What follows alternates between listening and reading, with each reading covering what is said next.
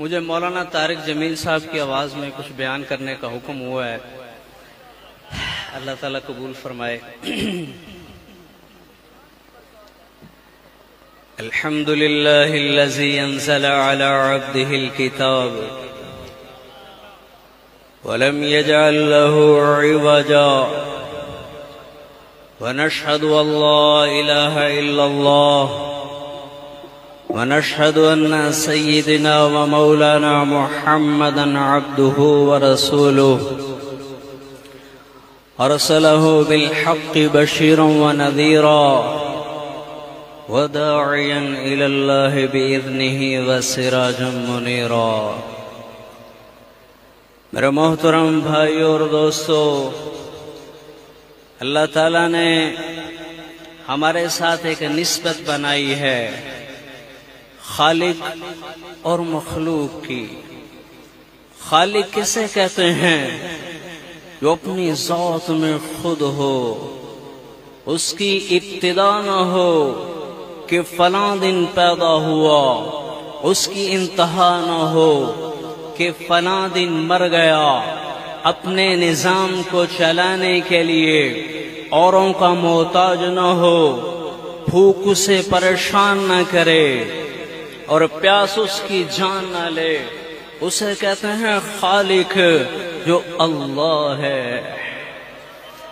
مخلوق کسے کہتے ہیں؟ جو تھک کے گر جائے، اس کی ابتدا ہو فلاں دن پیدا ہوا اور اس کی انتہا ہو فلاں دن مر گیا، اپنے نظام کو چلانے کے لیے اوروں کا محتاج ہو اور تھک کے گرے، بھوک اس کی جان لے لے، پیاس اسے تڑپا دے، اسے کہتے ہیں مخلوق۔ جو ساری کائنات ہے، اللہ ایسا خالق ہے، وہ اپنی ذات سے نظر نہیں آتا، وہ اپنی صفات سے نظر آتا ہے۔ سنریہم آیاتنا فی الآفاق وفی انفسہم۔ میرا بندہ کوئی آنکھ لے کر آ، ایک آنکھ لے کر آ جس میں حیا کا سرما لگا ہوا ہو، جو اوروں کی بیٹی کو دیکھنے سے پہلے جھک جاتی ہو۔ آنکھ لے کر آ جو حیادار ہو، تجھے درخت کے پتے پتے میں اللہ کے جلوے نظر آئیں گے۔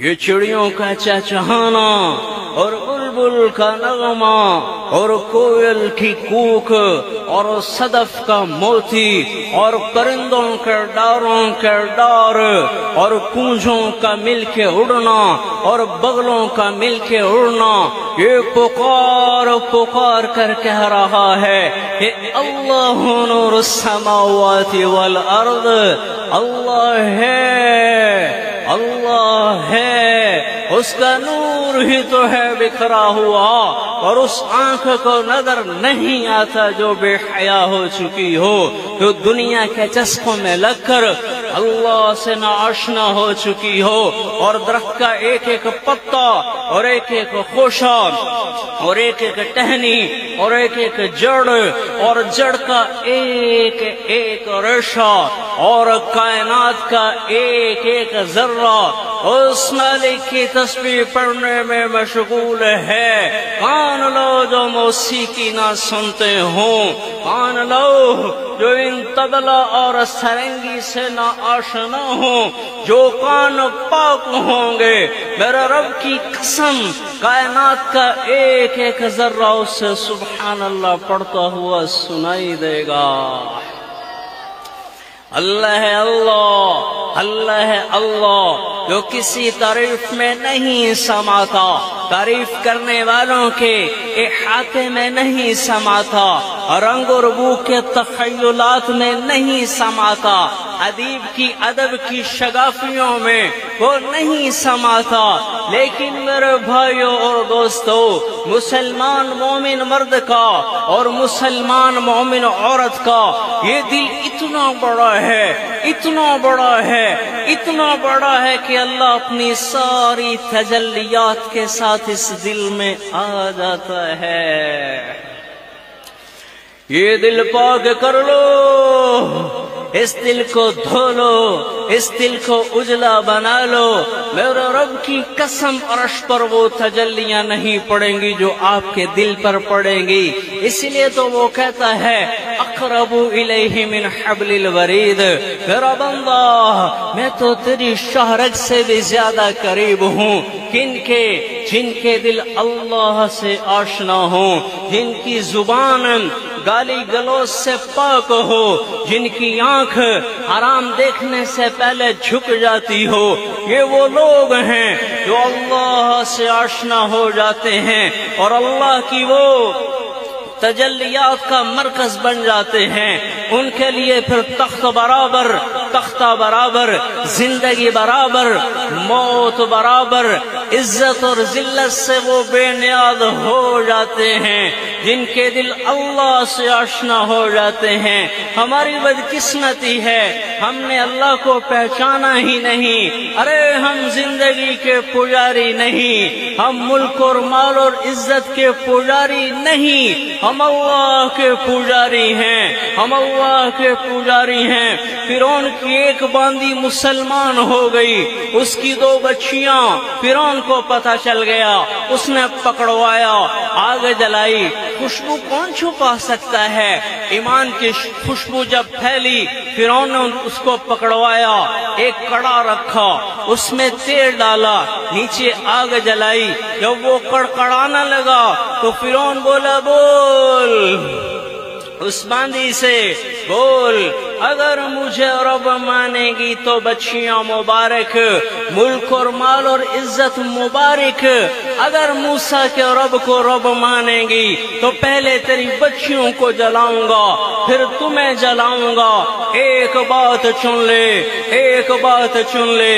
وہ باندی بولی فرعون ہم نہ اولاد کے غلام، نہ ملک اور مال اور عزت کے غلام، ہم تو غلام اللہ ہیں، ہم تو اللہ کے غلام ہیں۔ تو یہی تو کرے گا، چلائے گا، چلا دے۔ موت ہمارے لیے فنا کا پیغام نہیں، موت تو ہمارے لیے زندگی کا پیغام ہے۔ ارے ادھر آ ستمگر ہنر آزمائیں، تو تیر آزما ہم جگر آزمائیں، تو جو کرنا چاہتا ہے کر۔ انہوں نے اس کی بڑی بیٹی کو پہلے پکڑا، اس کی عمر کیا ہے؟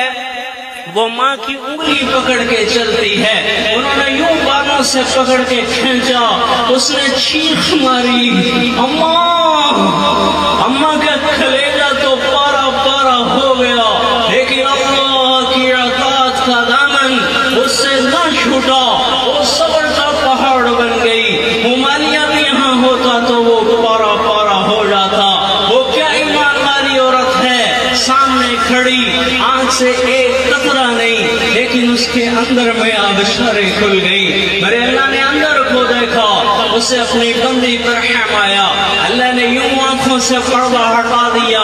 ماں نے بچی کی ان کو نکلتے ہوئے دیکھا، وہ کہنے لگی اماں تو غم نہ کرنا، ہم تھوڑی دیر کے بعد اکٹھے ہو جائیں گے۔ ایمان انسان کو پتھر نہیں بنا دیتا۔ وہ سامنے کھڑی ہے، پھر اس کے معصوم پھول کو پکڑا، اس کی عمر کیا ہے؟ وہ ماں کی گود میں ہے، ماں کا دودھ پیتی ہے۔ اے ہائے ہائے، ارے جس ماں کا جگر گوشا دودھ پیتا ہوا بچہ آگ میں جلنے کے لیے جا رہا ہو اور ایک بول اس کی جان بچا سکتا ہو، کدھر چھپو گے اس ماں سے؟ کہاں سے جواب بن پائے گا اس ماں کے سامنے؟ انہوں نے اس معصوم پھول کو ٹانگوں سے پکڑا، اس کو پتہ نہیں میری ٹانگیں کیوں کھینچی جا رہی ہیں، میرا قصور کیا ہے؟ ہاں ہاں ہاں، ارے بچہ تو پرائے کا ہو اس پہ پیار آ جاتا ہے، جانور کا ہو اس پر بھی رحم آ جاتا ہے۔ وہ ماں سامنے اپنے جگر گوشے کو مچھلی کی طرح تلتے ہوئے دیکھنا چاہتی ہے، انہوں نے ٹانگوں سے پکڑ کے یوں تیل میں پھینک دیا۔ یہ تو بیچاری آہ بھی نہ کر سکی۔ جب اس کو پکڑنے لگے تو فرعون بولا وہ اگر فرعون سے وہ کہنے لگی باندھی کہ جب مجھے جلا دو تو میری اور میری بچیوں کی ہڈیوں کو ایک جگہ پہ دفن کر دینا۔ وہ کہنے لگا فرعون تمہاری خواہش پوری کر دی جائے گی۔ یہ خود ہی کود گئی اس میں اور بھنی گئی مچھلی کی طرح، ہڈیاں بچ گئیں، ہڈیوں کو اٹھایا گیا اور ایک جگہ پہ دفن کر دیا گیا۔ میرے نبی اور موسیٰ علیہ السلام کے درمیان میں تقریباً 2000 سال کا فاصلہ ہے۔ میرے نبی جب معراج کو چلے، آپ جب مسجد اقصی پہنچے، مسجد اقصی سے آپ جب اوپر کی جانب جانے لگے تو آپ نے کہا جبریل میں جنت کی خوشبو محسوس کر رہا ہوں، میں جنت کی خوشبو محسوس کر رہا ہوں، یہ کہاں سے آ رہی ہے؟ تو جبریل نے کہا یا رسول اللہ صلی اللہ علیہ وسلم، فرعون کی ایک باندی تھی، اس کی 2 بچیاں تھیں، وہ ایسے اللہ پہ قربان ہوئی تھیں جس دن سے اس ماں بیٹیوں کی جہاں پہ ہڈیاں دفن ہیں اس دن سے آج تک وہاں سے یہ خوشبو اٹھ رہی ہے۔ اللہ سے یاری لگا لو، اللہ سے دوستی لگا لو، سب غم چن دے گا۔ یہ بھٹکی ہوئی انسانیت ہے، انہیں زبان کا چسکا، آنکھوں کا چسکا اور اپنے نفسانی چسکوں کو پورا کرنے کے سوا کچھ نظر نہیں آتا۔ ہاں اس دنیا میں موت کا راج ہے، یہی حقیقت ہے، کوئی نہ بچ سکا موت سے، اجل ہی نہ چھوڑا نہ کسرا نہ دارا، اسی سے سکندر سفاتح بہارا، ہر ایک لے کے کیا کیا نہ حسرت سے دھارا، پڑا رہ گیا سب یہیں ٹاٹ سارا۔ جگہ جی لگانے کی دنیا نہیں ہے، یہ عبرت کی جا ہے تماشا نہیں ہے۔ تجھے پہلے بچپن نے برسوں کھلایا، جوانی نے پھر تجھ کو مجنوں بنایا، بڑھاپے نے پھر آ کے کیا کیا ستایا، اجل تیرا کر دے گی بالکل صفایا۔